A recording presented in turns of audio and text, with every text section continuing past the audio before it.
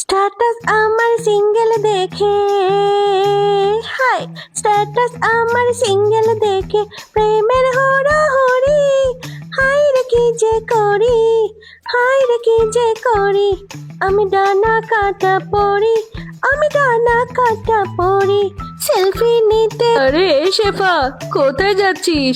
দেখে তো মনে হচ্ছে খুব রঙে আছিস। তা গান গাইতে গাইতে কোথায় যাওয়া হচ্ছে শুনি? ভালোই তো দেখছি, দুজনে খুব রঙে আছিস।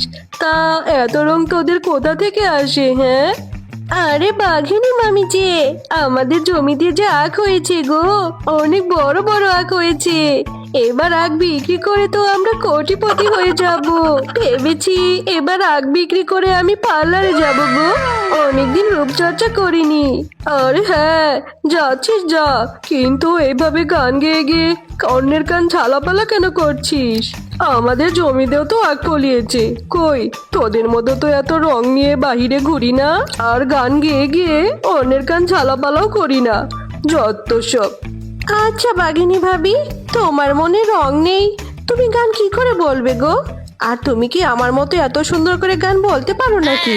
তুমি জানো এবার আমি প্রতিযোগিতায় নাম দিয়েছি, তুমি দেখো আমি এবার পুরস্কার নিয়েই আসবো। একদিকে আমরা আগ বিক্রি করে কোটিপতি হব, আরেকদিকে আমি গান গিয়ে বিশ্ব জয় করব।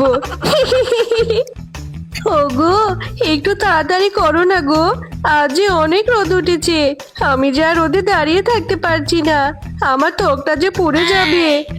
আবার এই আগগুলো নিয়ে তো তোমাকে বাজারেও যেতে হবে, চলো চলো তাড়াতাড়ি চলো।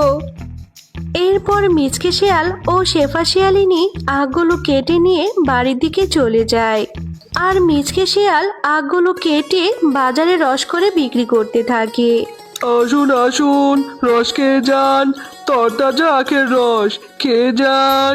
দাদারা দিদিরা, টাটকা আখের রস খেয়ে যান, খেয়ে যান, একবার খেলে বারবার খেতে চাইবে। ও মিচকে ভাই, তোমার জমির আখের রস দেখে তো টাটকা মনে হচ্ছে, আর মনে হচ্ছে খুব সুস্বাদু হবে, আমাকে এক গ্লাস দাও তো। মিচকের জমির আখগুলো অনেক মিষ্টি হয়, এভাবে ক্রেতারা মিচকের কাছ থেকে আখের রস খেতে থাকে। আর ওদিকে বাঘ মামা আখ নিয়ে বাজারে দাঁড়িয়েই থাকে, তার কাছ থেকে কেউই আখ কিনে খায় না। এইসব দেখে বাঘ মামা রাগে ক্ষোভে বাড়ি চলে যায়। কি গো, তুমি আজকে তাড়াতাড়ি বাড়িতে চলে এলে, আর তোমার মনটা এমন খারাপ কেন? আজকে কি বেচা কেনা হয়নি নাকি? তোমাকে যে বাজার আনতে বলেছি সেটাও তো আনোনি। হ্যাঁ গিন্নি, আজকে আমার বেচা কেনা হয়নি। আমার মনটা যে আজকে ভীষণ খারাপ। আমার ব্যবসায় লাল বাতি ধরিয়ে দিচ্ছে ওই মিচকে। আমার কাছ থেকে আর কেউ আখ কিনে খায় না, সব ক্রেতারা মিচকের কাছ থেকে আখের জুস কিনে খাচ্ছে। হ্যাঁ গো, ওই মিচকে আর শেফা শিয়ালিনীর অনেক বার বেড়েছে।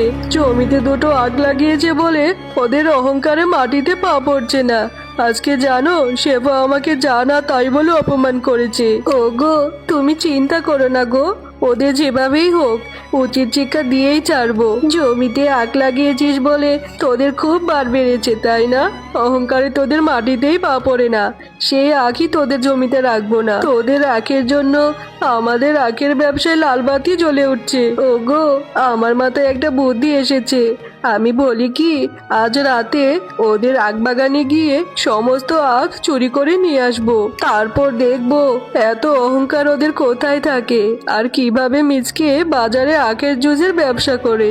হ্যাঁ গিন্নি, কথাটা তো তুমি মন্দ বলনি, তোমার মাথায় তো অনেক বুদ্ধি। ঠিক আছে গিন্নি, আজ রাতেই চলো মিশনটা শুরু করে দেই। এরপর বাঘ ও বাঘিনী রাতের বেলা চলে যায় মিচকেদের আখের বাগানে আখ চুরি করতে। ওগো, চলো চলো, আমার যে খুব ভয় করছে।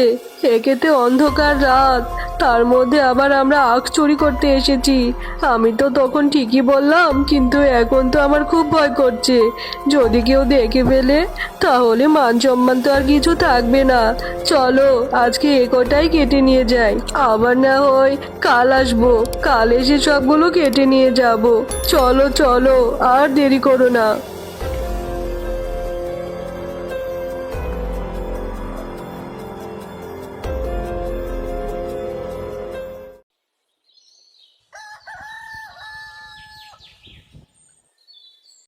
পরের দিন সকালবেলা মিচকে ও শেফা শিয়ালিনী যখন তাদের আখের জমিতে যায় তখন তারা গিয়ে দেখে কে যেন তাদের আখগুলো কেটে নিয়ে চলে গেছে। ওগো, আমাদের এত বড় সর্বনাশ কে করলো গো? কে যেন আমাদের জমির আখগুলো কেটে নিয়ে গেছে।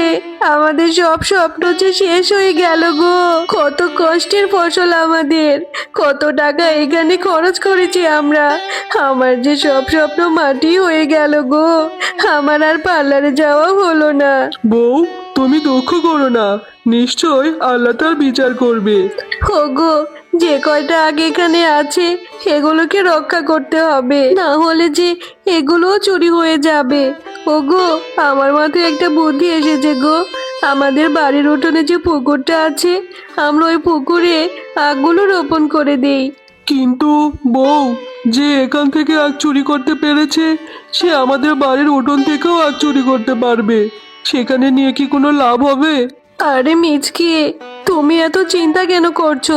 আগে বাড়িতে নিয়ে আগুলো লাগানোর ব্যবস্থা করো, তারপরেরটা পরে দেখা যাবে। এরপর মিচকে আগগুলো কেটে বাড়িতে নিয়ে পুকুরে রোপণ করে দেয়। ওগো, আমার মাথায় একটা বুদ্ধি এসেছে গো। আমরা এই আগগুলোতে ইলেকট্রিক শকের ব্যবস্থা করে রাখি। যেই আমাদের আগগুলো চুরি করতে আসবে ইলেকট্রিক শক খেলে নিশ্চয়ই ধরা পড়বে। হ্যাঁ শেফা, তোমার মাথায় তো অনেক বুদ্ধি। আমরা এই আখে ইলেকট্রিক শকের ব্যবস্থাই করে রাখবো।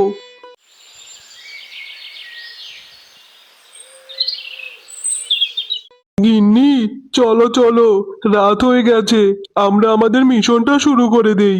ওগো, আমার যে আর শরীরটা ভালো লাগছে না।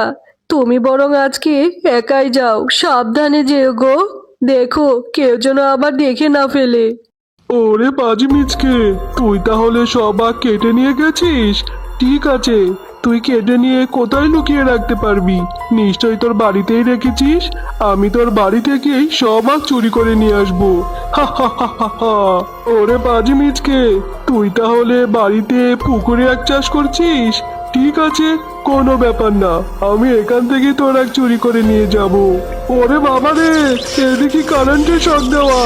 ওরে বাবা রে, মরে গেলাম মরে গেলাম, আমাকে বাঁচা বাঁচা রে, আমি মরে গেলাম। কেউ আছো, আমাকে বাঁচাও। ওরে মিচকে, ভাগ্নে আমার, কোথায় গেলি রে? আমাকে বাঁচা। তো বন্ধুরা, আজকের গল্পটি তোমাদের কাছে কেমন লেগেছে? যদি গল্পটি ভালো লেগে থাকে তাহলে লাইক, কমেন্ট আর সাবস্ক্রাইব করে আমাদের সাথেই থেকো। আর হ্যাঁ, এমন সুন্দর সুন্দর গল্প দেখতে চাইলে পাশে থাকা বেল আইকন বেলটি অন করতে ভুলো না কিন্তু।